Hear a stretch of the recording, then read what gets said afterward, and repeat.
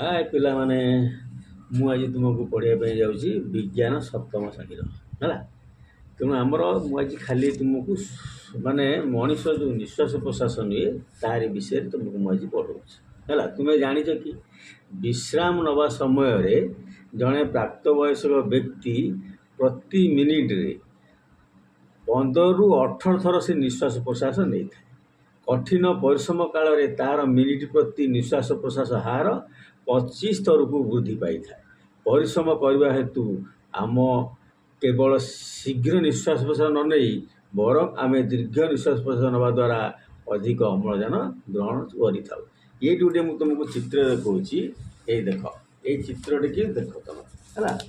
ये चित्र धीरे देख जड़े लोक कौन कर शोई जड़े लोक बसिकी बाटुची जड़े चलुची जड़े बसिकी पढ़ुची जड़े दौड़ुची जड़े करुची ना नहीं। ये चित्र देख विभिन्न प्रकार कार्य दर्शा जाए चित्र है। केउ अवस्था निश्वास प्रश्वास हार सर्वाधिक और केउ अवस्था सबुठ कम तुम लिख निज खातार निजर अनुभूति को निश्वास प्रश्वास हार बुद्धि अनुसार प्रत्येक छवि को क्रम अनुसार संख्या देकी सजैकी लेख तुम है।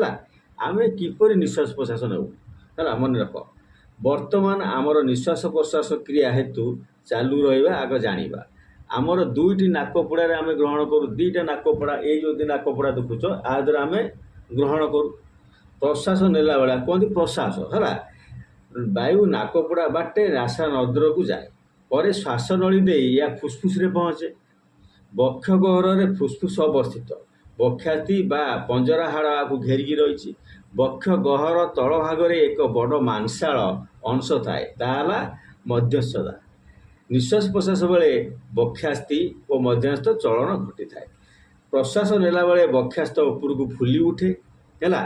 ठीक से पेटर मांसपेशी संकुचित होगा द्वारा मध्यस्थता तल को भिड़ी होगी समतल हो जाए।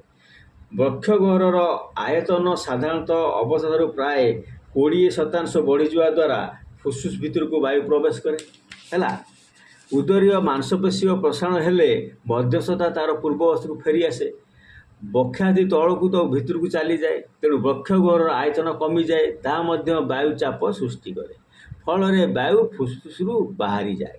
चित्र देखी आम शरीर में यही चलन प्रतिक्रिया को आम चाहिए अनुभव करवा दीर्घ निश्वास निय तलपटे हाथ रख चलन अनुभव कर। तुम्हें इस कौन शिखिल ना कौन शिखिल ना धूमपान फुसफुस को नष्ट कर दे। गोटे जिन देख जो मैंने बीड़ी सिगारेट गंजेई टाणुंट कौन हुए ना ताकर फुसफुस नष्ट हो जाए। धूमपान कर्कट रोगर कारण हो पारे तेणु या वर्जन करने निहाती आवश्यकता। आम चारिपाटे थिबा वायुर विभिन्न प्रकार अदरकारी क्षतिकारक पदार्थ जता धूली धुआं परागनेणु इत्यादि रही आम जिते बड़े प्रश्वास नौ आम नाकपुड़ा सूक्ष्म सूक्ष्म लुम द्वारा ता रासायन अटकी जाए किंतु बेले बेले से पदार्थ गुड़िक नाक भीतर को चली जाए तापर ता नाके नाना प्रकार जंत्रणा दे थाए और आम से बारंबार छिंकु था है।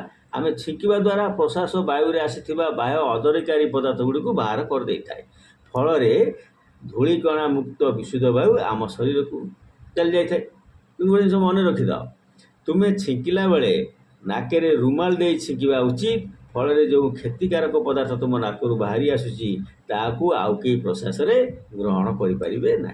तेणु मुझे तुमको ये चित्र धीरे सब बुझे देती तापर स्टेज तुम वीडियो धीरे सब जिन मुझे देखी तुम मैंने देख है आम केमती निश्वास प्रश्वास नौ ता विषय बोलिकी बुझा जाए देखिए।